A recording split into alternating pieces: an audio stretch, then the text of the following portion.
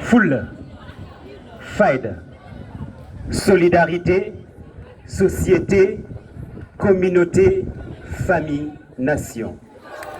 Au Sénégal, dès l'enfance, nous sommes forgés, fascinés et façonnés par ces mots.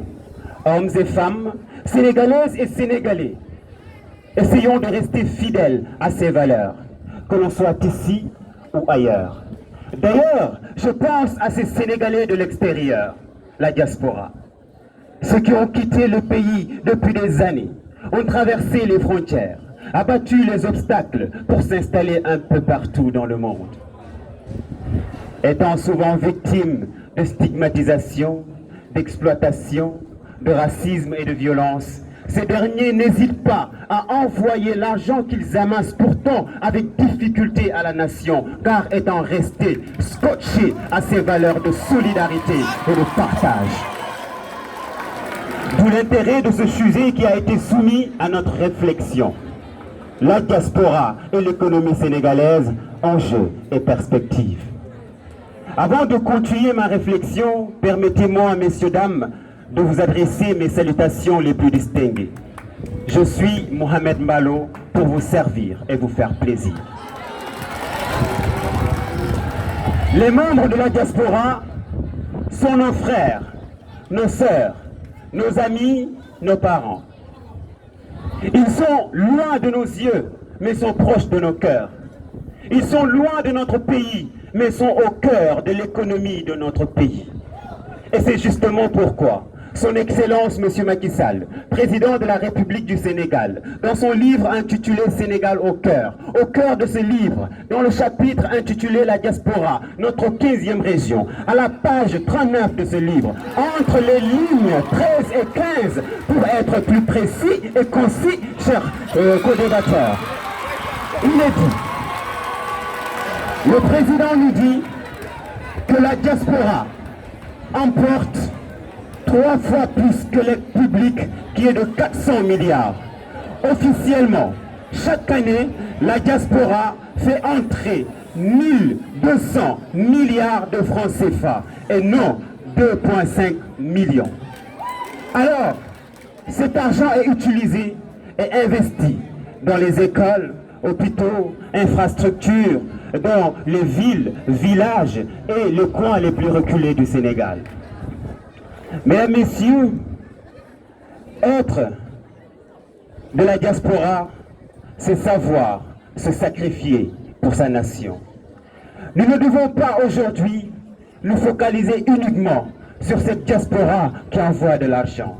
Car aujourd'hui, nous avons des juristes, des techniciens, des académiciens, des cadres qui sont aux États-Unis, en Asie et aussi en Chine. Et nous devons mettre en œuvre une stratégie de récupération de cette diaspora qui a de l'expérience, de l'expertise, du savoir-faire et du savoir-être. Je veux parler de cette diaspora du savoir. Et mes amis viendront vous donner plus d'informations, que ce soit sur le domaine politique, économique et social. Et surtout sur les techniques qui doivent être mises en effet, en perspective pour la récupération de cette diaspora du savoir. Car il n'y a rien de plus grand, mesdames, messieurs, que le savoir pour booster l'économie et le développement d'un pays. Il y a un dicton chinois qui dit que dans la vie d'un homme, il y a 3 choses. Il y a la femme, il y a l'argent et il y a le savoir. Et si on commence par la femme, on perd l'argent et le savoir. Mais si l'on commence par chercher de l'argent, on aura certainement la femme, mais pas le savoir. Et si on commence par le savoir, on aura forcément, impérativement, de l'argent. Et mesdames, messieurs, quand on a de l'argent, la femme suivra.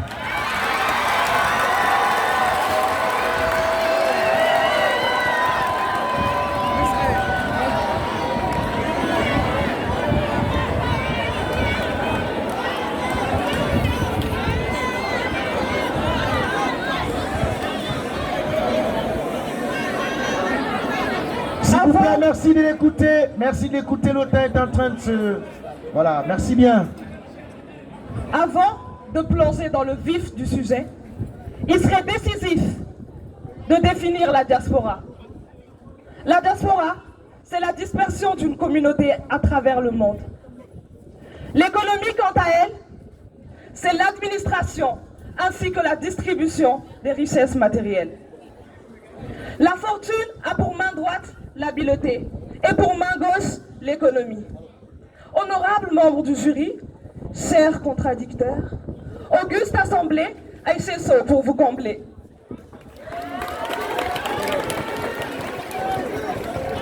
La diaspora, la supernova de l'économie sénégalaise. Selon les données de 2015 de la BCEAO, la Banque centrale d'Afrique de l'Ouest, les transferts de fonds de cette diaspora représentent 12% du PIB national. En effet, leur part dans ces transferts jongle de 233 millions de dollars US en 2000 à 935 millions en 2006, puis 1614 millions en 2013, pour atteindre, mesdames et messieurs, 220 millions de dollars US en 2017, soit à peu près 13% du PIB national. La diaspora a un impact énorme dans l'économie sénégalaise. C'est ce que l'on constate. Eh bien, ce constat reste sans débat. La diaspora développera, ou du moins participera considérablement au développement du pays. À ce propos, aux prolétaires du monde, Karl Marx appelait à l'unisson. Nous, aujourd'hui, disons à tous les Sénégalais de la diaspora, unissez-vous. Et pourquoi pas autour d'une banque d'investissement. Je n'en dirai pas plus. Bien que les chiffres soient exorbitants et présents, il serait nécessaire de s'intéresser à la partie non visible de l'iceberg. Je laisserai ce soin à Mohamed, notre remède, qui viendra vous enivrer avec ces mots. La vie est un livre. Les instants sont des mots, les journées sont des phrases et les expériences des histoires. Une histoire, mesdames et messieurs, je vais vous en raconter une. Un Sénégalais résidant à Paris a voulu envoyer la somme faramineuse de 100 millions de francs CFA à sa famille pour les besoins de la construction d'une maison. Étant conscient du fait que le transfert d'une telle somme l'obligerait à supporter des frais exorbitants, il fut mis en rapport avec un commerçant sénégalais, lui aussi résidant à Paris, et propriétaire d'une boutique au marché de Sandaga. Ce dernier lui proposa de mandater un des membres de sa famille afin qu'il puisse retirer 100 millions de francs CFA en liquide dans sa boutique de Sandaga. Et notre ami sénégalais, lui, déposerait ces 100 millions chez le commerçant. Et c'est ainsi que cette transaction fut conclue. Ce système, mesdames et messieurs, est très usité par les immigrés pour contourner les voies traditionnelles de transfert d'argent desquelles les chiffres officiels sont déduits. Et cette anecdote est l'illustration parfaite du fait que les voies traditionnelles de transfert d'argent ne constituent que la partie émergée de l'iceberg. En effet, les transferts qui se font hors de ces circuits s'évaluent en milliards de francs CFA. Par ailleurs, mesdames et messieurs, notons que l'apport de la diaspora ne doit pas uniquement se mesurer sur le plan économique. Il doit aussi se faire sentir sur le plan politique. Une célèbre maxime de Saint-Augustin énonce ceci: la vie est un livre, et ceux qui n'ont pas voyagé n'en ont lu qu'une seule page. En effet, les voyages nous permettent de voir les choses différemment. Les voyages nous enrichissent par l'expérience. Il est donc aisé de comprendre que la diaspora puisse avoir une parfaite connaissance des bonnes pratiques, notamment ceux de l'Occident. Et ainsi, après avoir analysé les différentes propositions politiques, ils seront à même, que dis-je, ils auront la froideur de choisir quelle est la meilleure, car eux ne constituent pas un bétail électoral qui risquerait de céder aux sirènes de quelques billets de 5 000 francs ou de quelques mètres de tissu. Ainsi, ils pourront effectivement jouer le rôle de sentinelle et d'éveil Merci bien, merci beaucoup. La parole est bien entendu à Festi pour la deuxième partie de 5 minutes. C'est parti.